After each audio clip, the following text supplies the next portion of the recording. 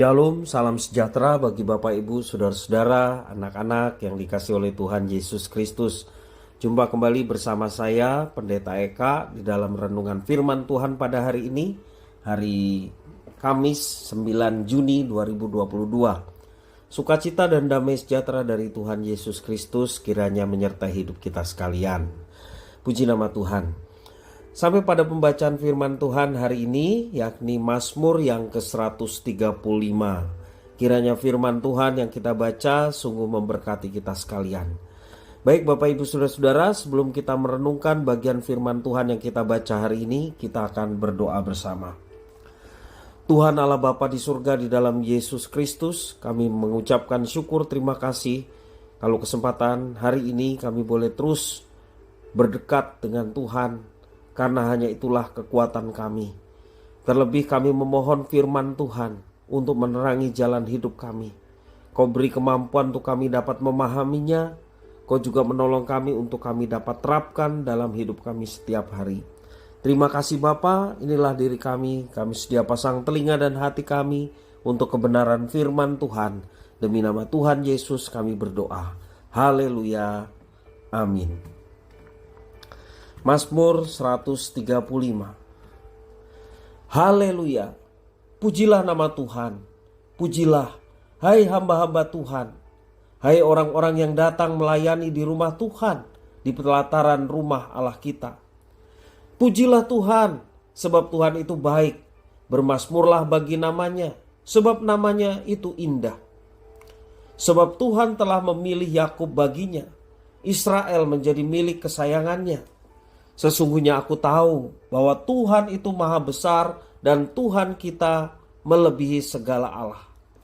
Tuhan melakukan apa yang dikehendakinya di langit dan di bumi, di laut dan di segenap samudera raya. Ia menaikkan kabut dari ujung bumi. Ia membuat kilat mengikuti hujan. Ia mengeluarkan angin dari dalam perbendaharaannya. Dialah yang memukul mati anak-anak sulung Mesir, baik manusia maupun hewan, dan mendatangkan tanda-tanda dan mujizat-mujizat di tengah-tengahmu, hei Mesir, menentang Fir'aun dan menentang semua pegawainya. Dialah yang memukul kalah banyak bangsa dan membunuh raja-raja yang kuat. Sihon, raja orang Amori, dan Og, raja negeri Basan, dan segala kerajaan Kanaan, dan memberikan tanah mereka sebagai milik pusaka kepada Israel umatnya. Ya Tuhan, namamu adalah untuk selama-lamanya. Ya Tuhan, Engkau diingat turun-temurun. Sebab Tuhan akan memberi keadilan kepada umatnya dan akan sayang kepada hamba-hambanya. Berhala bangsa-bangsa adalah perak dan emas buatan tangan manusia. Mempunyai mulut tetapi tidak dapat berkata-kata, mempunyai mata tetapi tidak dapat melihat, mempunyai telinga tetapi tidak dapat mendengar, juga nafas tidak ada dalam mulut mereka. Seperti itulah jadinya orang-orang yang membuatnya, semua orang yang percaya kepadanya. Hai kaum Israel, pujilah Tuhan. Hai kaum Harun, pujilah Tuhan. Hai kaum Lewi, pujilah Tuhan. Hai orang-orang yang takut akan Tuhan, pujilah Tuhan. Terpujilah Tuhan dari Sion, Dia yang diam di Yerusalem. Haleluya. Bapak Ibu Saudara-saudara, sungguh luar biasa Mazmur 135 yang ritmenya mengandung pujian untuk memuliakan nama Tuhan, yakni sebuah ungkapan pujian yang sangat dikenal dan gampang dihafal oleh umat Allah pada waktu itu. Itulah mengapa Mazmur ini termasuk jenis kidung ziarah yang mengajak banyak orang, baik imam-imam dan juga umat Israel semuanya, untuk mendengarkan panggilan dan melibatkan diri dalam irama memuji nama Tuhan. Mengapa memuji nama Tuhan menjadi seruan penting dalam melakukan ziarah? Menyerukan nama Tuhan adalah salah satu cara mendekati sang sumber kehidupan. Tuhan atau Israel memanggilnya Yahweh, adalah sebutan untuk Allah pencipta alam semesta.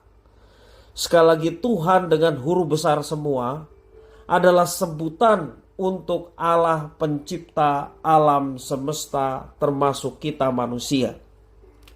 Dengan menyebut nama Tuhan, berarti kita sebagai ciptaan ingin selalu berelasi dengan Sang Pencipta.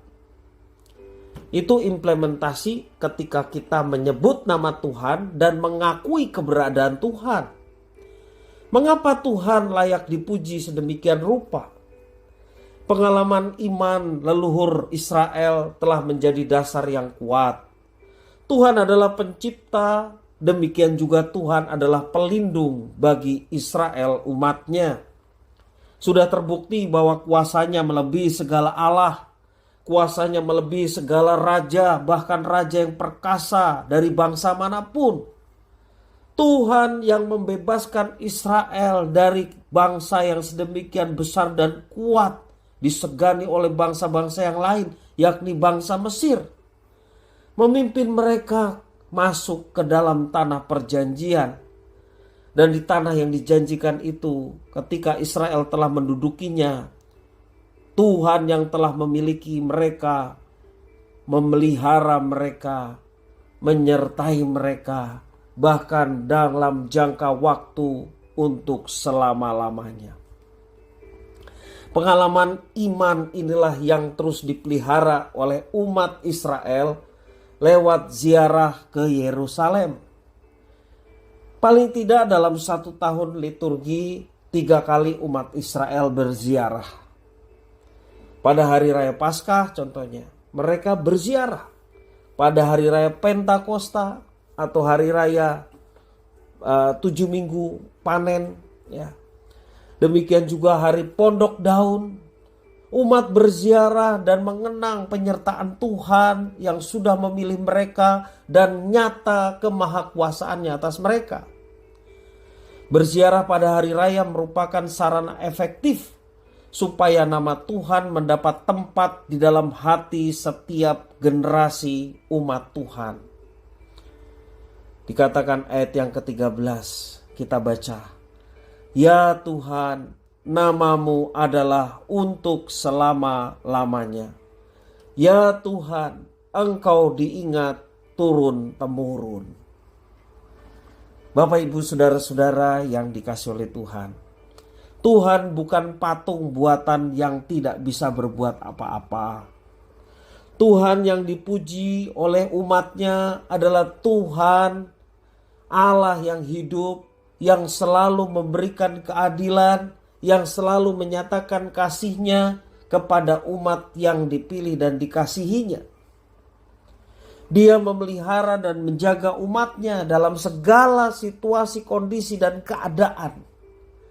Berkat ketekunan memuji nama Tuhan, niscaya ziarah dalam hidup kita pun semakin bermakna. Kemahakuasaan Tuhan seperti yang disaksikan para leluhur iman juga bisa kita saksikan di masa sekarang ini. Mari kita senantiasa memuji Tuhan yang agung demi kemuliaan Tuhan. Kiranya firman Tuhan memberkati kita sekalian. Mari kita berdoa. Tuhan Allah Bapa di surga, terima kasih atas firman Tuhan. Kau mampukan kami untuk dapat menerapkannya, karena hanya dengan itu nama Tuhan dimuliakan. Demi nama Tuhan Yesus kami berdoa. Haleluya. Amin.